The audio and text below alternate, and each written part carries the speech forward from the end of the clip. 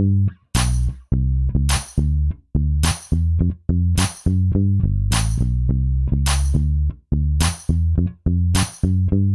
you joined us last time, we were talking about a topic that is very interesting, at least to me, and I'm hoping it is to all of you. And this was about actually parties listening to us. And specifically, we were talking about the Democratic Party. Those, a lot of times it applies to both, doesn't it, Ken? Well, I think it does, but I think that in recent time, the Republican Party has had its ear to the ground better than the Democrats. And I thought maybe we could talk about what the Republicans have been hearing and how they've been responding to it. Yeah, absolutely. So, one of the things they're hearing is that a lot of people in this country are angry. And they're angry because they feel that their opportunity is slipping away, that their well-being is slipping away, that they're getting less than others. And so they're looking at their children. I'm sorry? In the future, their children slipping away. That's what I hear all the time. Yeah. And the future of their children. And they're angry about this. They're really pissed off. And the Republican Party has heard that anger. Now, the people, when you're angry, you need something to be angry at. And the Republican Party has figured out there are a couple very good scapegoats. Yes. The first scapegoat is them dirty foreigners. Okay. Yeah. Foreigners. Okay. Foreigners. This goes back to the whole history of racism in this country. And before that, Monica, you had at one point pointed out race is a floating thing because at one point, if you were Polish, you were considered black. If you were Jewish, you were, Irish, Italian. And now, it's kind of like mostly Arabs, unless they have $5 million. It's South Americans, okay? Somehow South Americans are evil, more evil than Black Africans.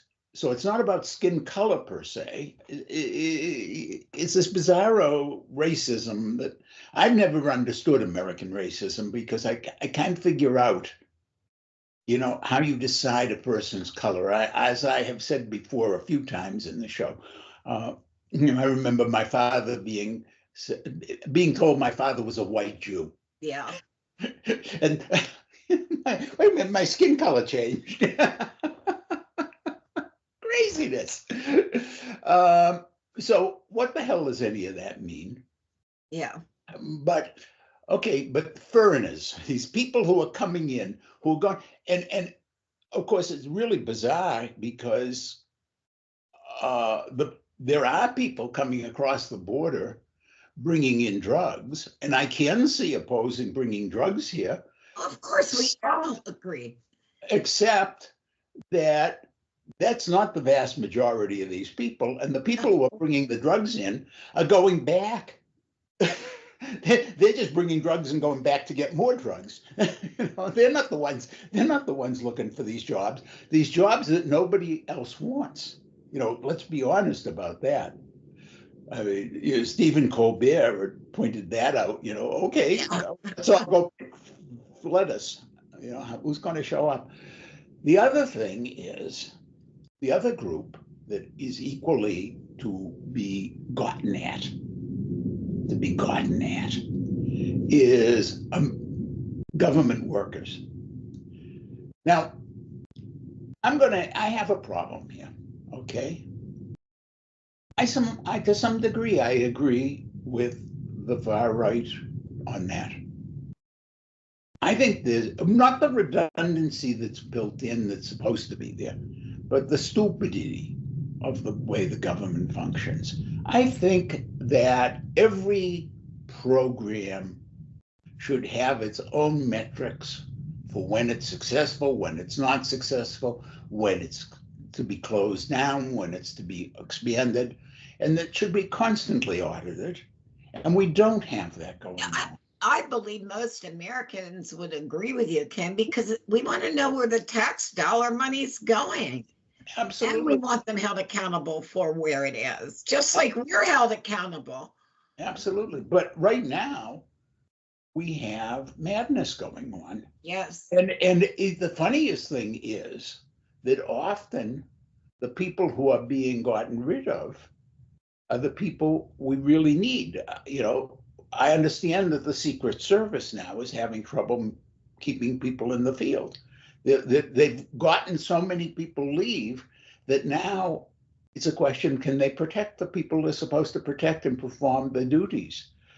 Does anyone want to be an FBI agent anymore? Or are they going to go become more local cops where they have more security?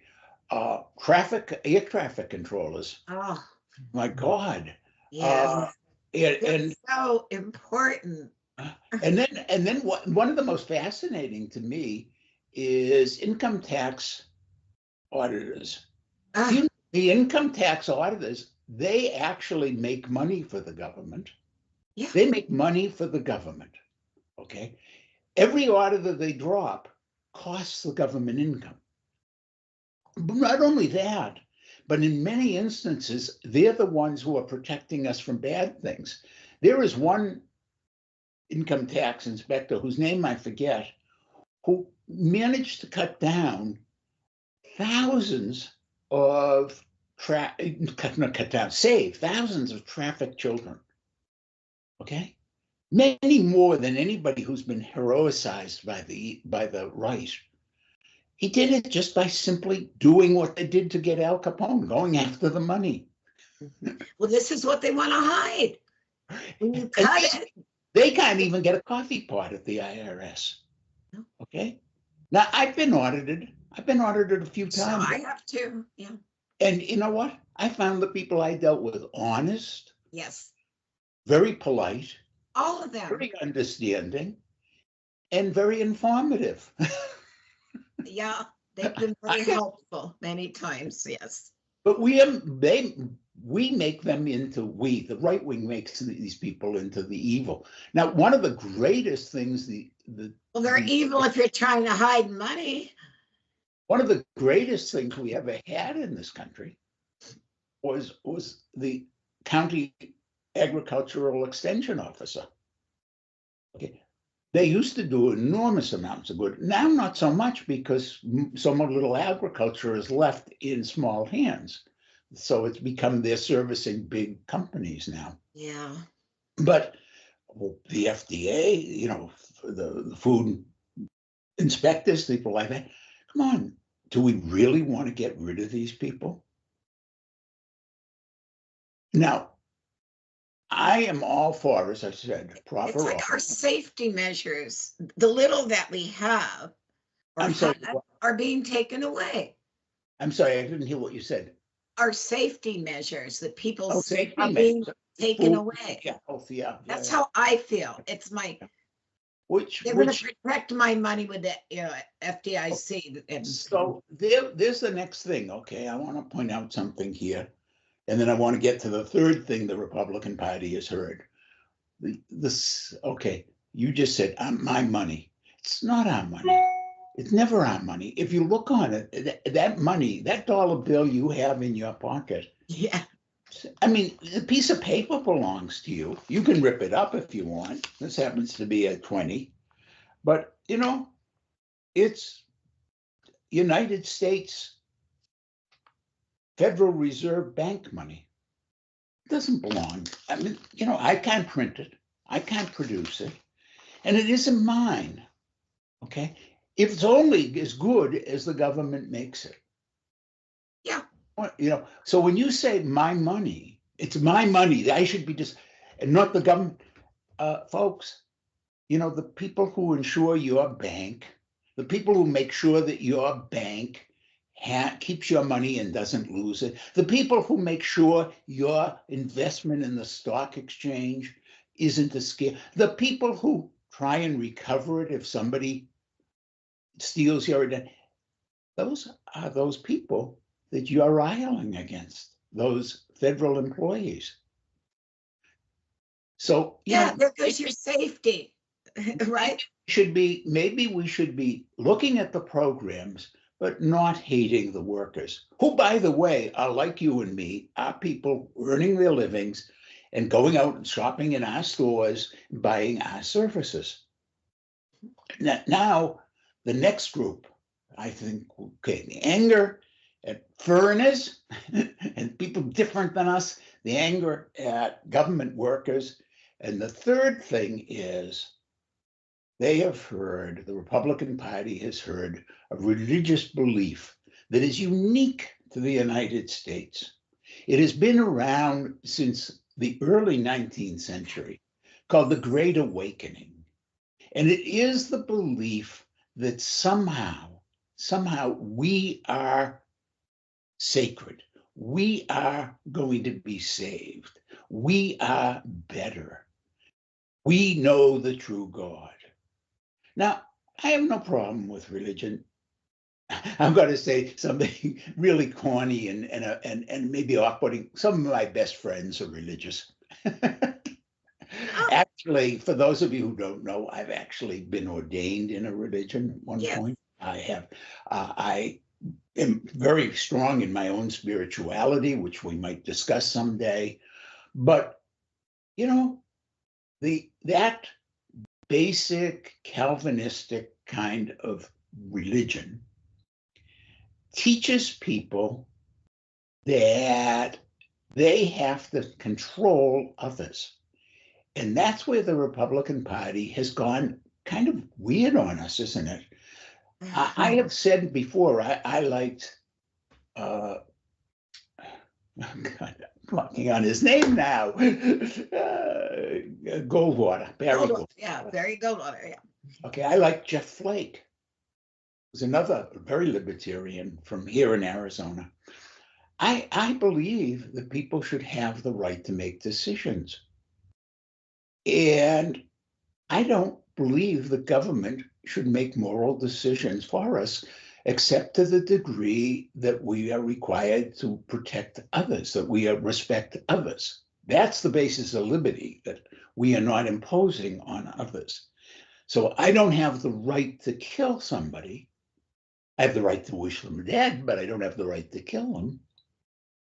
I don't have the right to tell you what to do with your body. You don't have the right to tell me what to do with my body. So now we get into some very interesting hazy areas. Abortion. Do I have the right to tell women they cannot have abortions? No, I don't think I have that right. I don't think the government has the right. I don't either. I agree there. Do I have the right to tell you you must have your child vaccinated? Now, there we're getting into a very interesting issue, because does the child belong to you or not? And now we get into a very interesting point. At what point should children be asked this? Should they be vaccinated? And how do we decide that?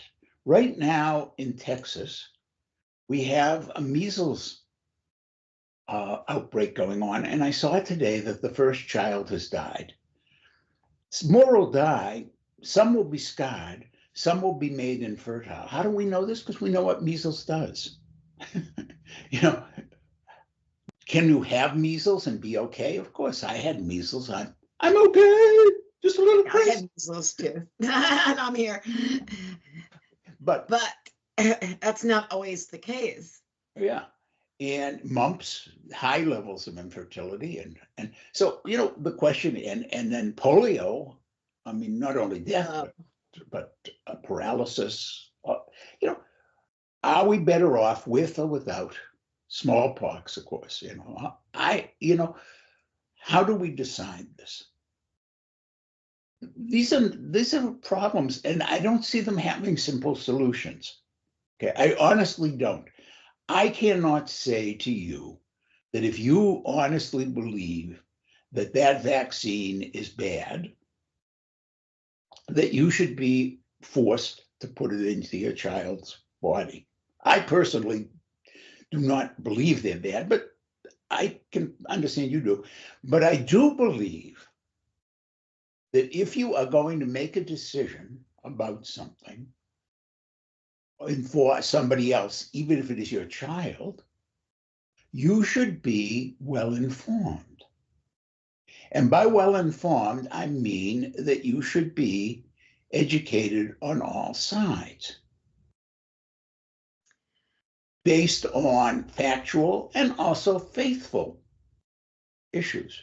So I have no problem with those people who say that blood donation is wrong and that they will not take blood transfusions based on their faith. If they also can tell me what blood does, how it does it, why people believe in transfusions. If at that point you still saying, well, I know this and I understand this, but I don't. Get back to education, Ken. Yeah, yeah. The I mean, lack of education. Yes. At some point, in a few years, if I'm still alive, given my kidney disease, based on having type 2 diabetes, I'm very open about these things, I am going to be confronted with my kidneys failing. At that point, I am going to be offered dialysis. I am going to opt not to have dialysis. I'm going to opt to end my life. It's a belief system. Do I understand how kidneys function, how the dialysis machine works, what the purpose of dialysis is? Absolutely. Okay. Do I want dialysis? Do I want to sit there with this catheter, my body being purified and be on that diet and be on that regimen? No.